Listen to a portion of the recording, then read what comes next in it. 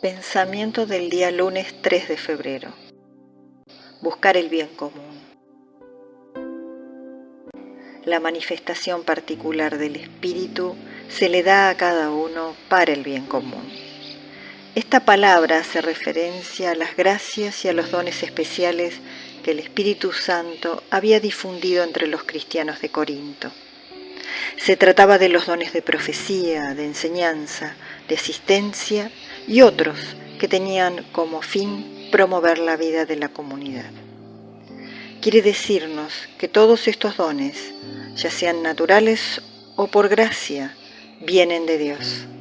Y Él nos lo ha dado para el servicio a los demás y para el bien de la comunidad.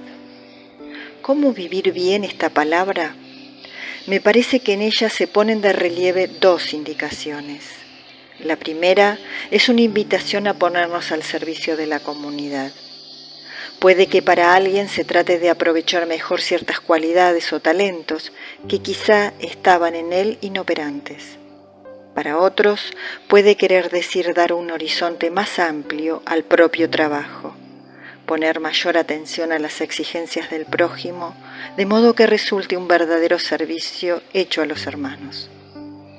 La segunda indicación es la de ponernos en guardia contra el individualismo.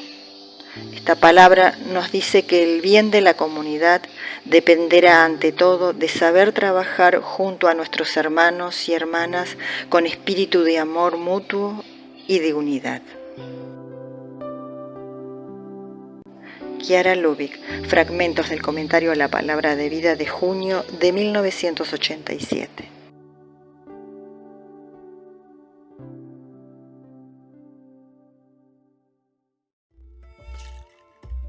El pensamiento del día es un material de difusión que realizamos personas de buena voluntad que contribuimos con nuestro servicio a lograrlo.